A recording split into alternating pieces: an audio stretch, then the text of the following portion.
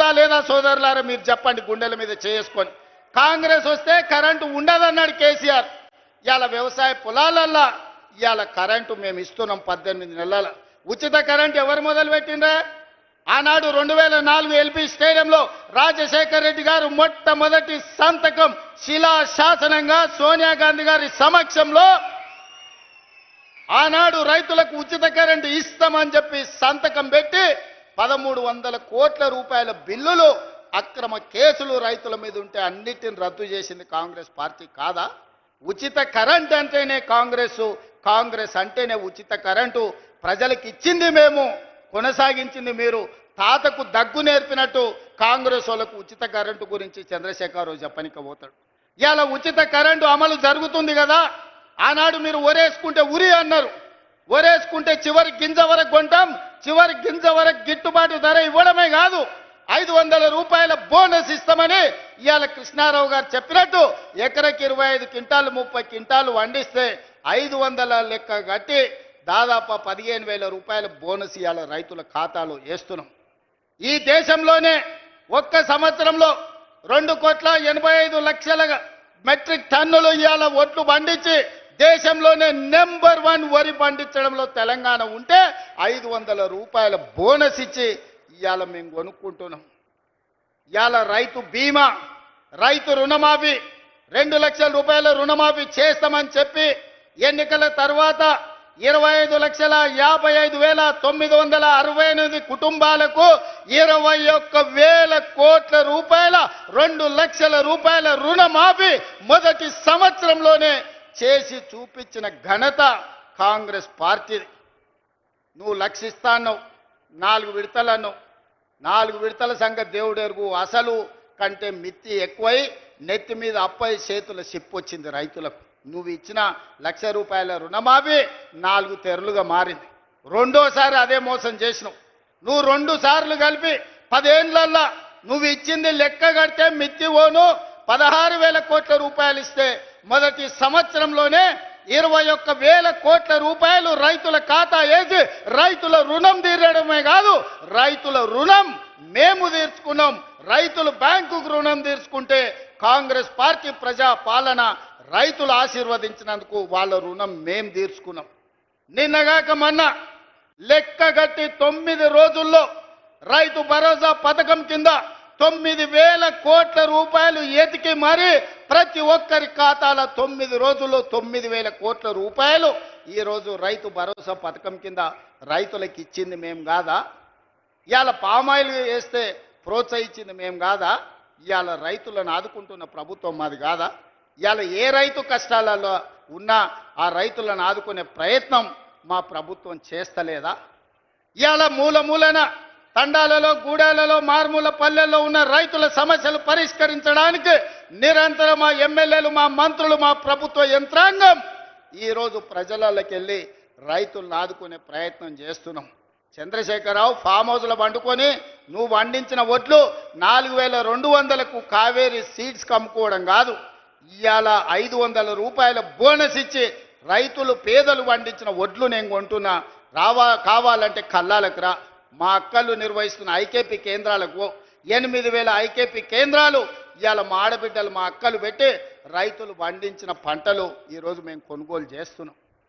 ఇవాళ తెలంగాణ రైతాంగం సంతోషంగా ఉండి ఉచిత కరెంటు వచ్చి ప్రాజెక్టులు ఒకటొకటిగా కొలిక్కి తెస్తూ వాళ్ళు పండించిన పంట కొంటూ రైతు రుణమాఫీ చేసి రైతు భరోసా వాళ్ళ ఖాతాలలో వేస్తుంటే రైతులు సంతోషంగా ఉంటే మీ కడుపు మంటతోని మీకు కళ్ళల్లో దుఃఖం వచ్చింది, నీళ్లు గారినాయి. మీ దుఃఖానికి కారణం రైతులు సంతోషంగా ఉండడమే తప్ప ఇంకొక కారణం కాదు. అదేవిధంగా మహిళలు, మా అక్కలీడు ఉన్నారు, ఆలోచన చేయాలి. మా ఆడబిడ్డలు చాలామంది చదువుకున్నారు, పెళ్ళయ్య అత్తగారింటికి వచ్చినందుకు గ్రామాలలో ఉంటున్నారు. వాళ్ళు ఆలోచన చేయాలి. 2014 నుంచి 2019 వరకు ఒక్క మహిళనన్న మంత్రి ఉండే నా చంద్రశేఖరరావు మంత్రివర్గం లెక్క ఒక్క మంత్రి కూడా ఇయ్యలే. 5 ఏళ్ళు మంత్రి లేని మంత్రివర్గం ఈ దేశంలో స్వతంత్రం వచ్చినప్పటి నుంచి ఏదైనా దుర్మార్గమైన ప్రభుత్వం ఉన్నదంటే అది చంద్రశేఖరరావు ప్రభుత్వం. ఆడపిల్లలంటే వంటింటి కుందేళ్ళే, ఇంట్లో వండి పెట్టాలి, ఇంటి ఆయనకు బట్టలు ఉతికి పెట్టాలనే ఆలోచన చంద్రశేఖరరావుది. అది పాపిష్టి ఆలోచన.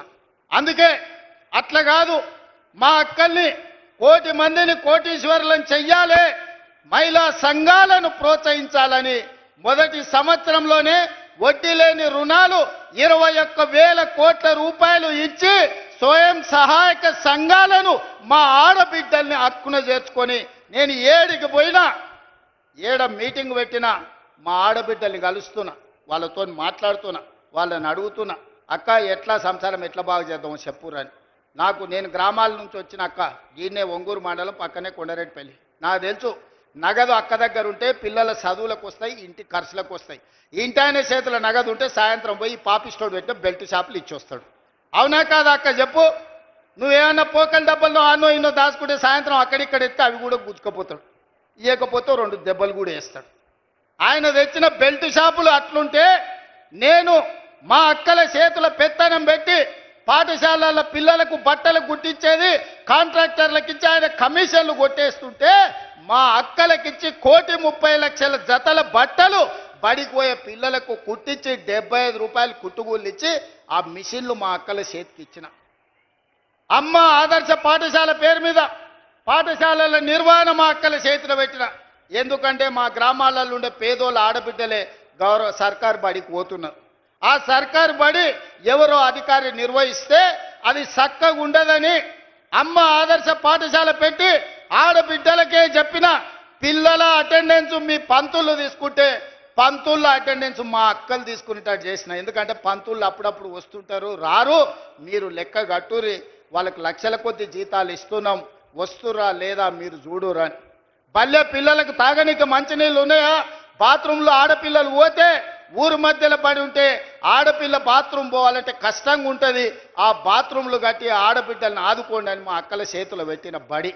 ఇవాళ బల్ల నిర్వహణ మా ఆడబిడ్డల చేతులు పెట్టిన మాట వాస్తవం కాదా? ఇవాళ ప్రభుత్వ కార్యాలయాలలో క్యాంటీన్లు ఎవరి చేతుల్లో ఉంటే ఇందిరా మహిళా శక్తి క్యాంటీన్లని collector office, SP office, MRO office, ప్రభుత్వ దవాఖానాలు, సెక్రటేరియట్ నుంచి మొదలు పెడితే శిల్పారామం వరకు ఈరోజు ప్రభుత్వ కార్యాలయాలలో ఇందిరా మహిళా శక్తి క్యాంటీన్లు పెట్టి మా స్వయం సహాయక సంఘాలు మా ఆడబిడ్డల చేతుల్లో పెట్టి నగదు వాళ్ళ చేతుల్లో ఉండాలి, వాళ్ళు వ్యాపారాలు చెయ్యాలని ఈరోజు మీకు ఇచ్చిన మాట వాస్తవం కాదా? ఇవాళ నేను అడుగుతున్న చంద్రశేఖరరావును, ఏనాడన్నా పెట్రోల్ బంకులు మా ఆడబిడ్డలకు ఇవ్వాలని చూసినవా? రిలయన్స్కి ఇవ్వాలి పెట్రోల్ బంకులు, సోలార్ పవర్లు అదానికి ఇవ్వాలని నువ్వు మోడీ పోటీ పడితే ఇవాళ జిల్లా కేంద్రాలలో పెట్రోల్ బంకులకు ప్రభుత్వ స్థలం ఇచ్చి అవి నిర్వహించుకునే బాధ్యత మా అక్కలకిచ్చి ఇవాళ పెట్రోల్ బంకుల యజమానులను మా ఆడబిడ్డలు చేసినాం. రిలయన్స్ తోని పోటీ, అంబానీతోని పోటీ పడే